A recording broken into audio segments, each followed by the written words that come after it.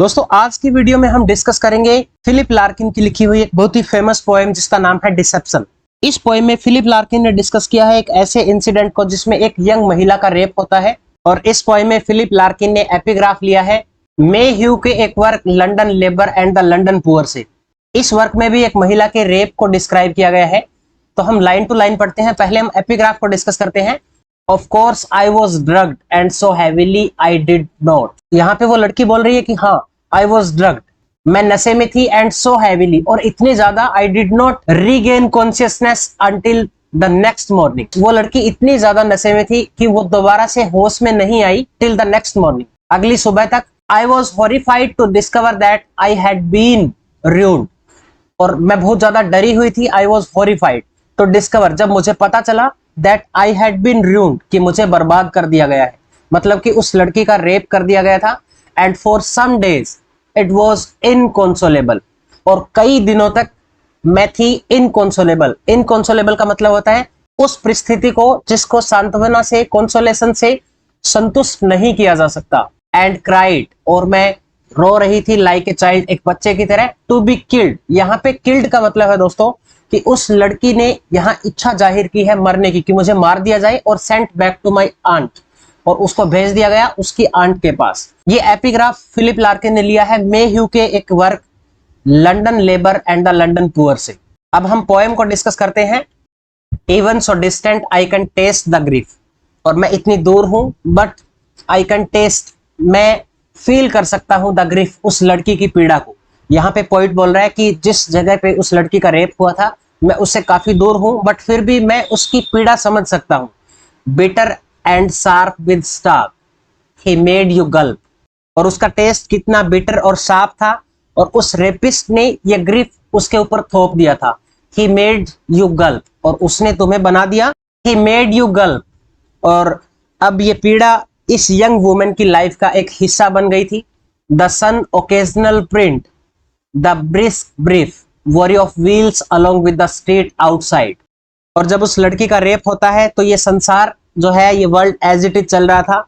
यहाँ स्पीकर बोलता है जैसे सूर्य का प्रकाश प्रिंट करता है या रोशनी देता है, तो वो भी एक ऐसा ही समय था, दिन की रोशनी का टाइम था। Worry of wheels along with the street outside where bridal London बो द अदर वे, और गली में पहियों की आवाजें सुनाई दे रही थी, मतलब बाहर गाड़ियां चल रही थी। वेयर द ब्राइडल लंदन बो द अदर वे, जहां पे जो लंदन है वो ब्राइडल, एक दुल्हन की तरह सजाया गया था। यहाँ कवि बोलता है कि लंदन जो है वो पहले की जैसा ही था, और इस लाइन में एक सिंबॉलिक मतलब भी है। यहाँ पॉइंट बोलता है कि अब वो लड़की जो है वो एक ब्राइडल का पार्ट नहीं रही है, मतलब कि उस लड़की को अब दुल्हन के रूप में ये सोसाइटी एक्सेप्ट नहीं करेगी।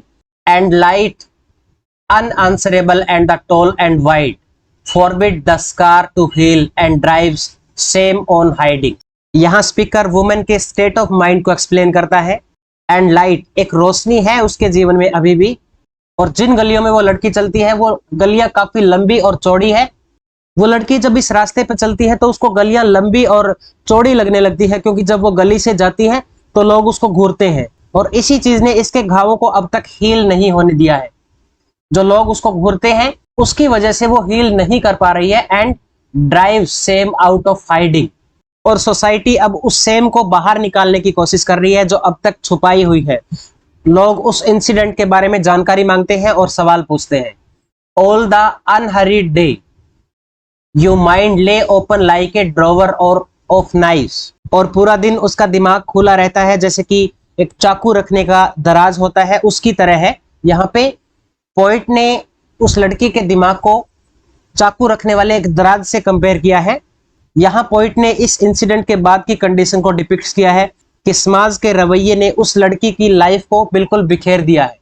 Slum years have buried you, I would not dare console you if I could. Slum years, इस लाइन में पोइट ने उस महिला के फिजिकल स्टेट को बताया है। उसने कई साल स्लम्स में बिताए हैं, मतलब एक गंदी सी जगह पे वो रहती थी, और उन सालों ने आज इसको पूरी तरह से दफना दिया है। यहाँ पॉइंट का मतलब है दोस्तों कि उसकी लाइफ जो है वो पूरी जर्जर हो गई है और एक लेयर्स के नीचे वो दब गई है। I would not dare console you if I could, मैं बस इस पीड़ा को समझ सकता हूं बट इसको पूरी तरह से रिसोल्व नहीं कर सकता। What I can be said except that suffering is exact, but where desire takes charge. यहाँ इन लाइंस का काफी क्रिटिसिज्म हुआ है। यहाँ पॉइंट बोलता है कि कुछ नहीं कहा जा सकता इस सफरिंग के बारे में, ये एग्जैक्टली है क्या।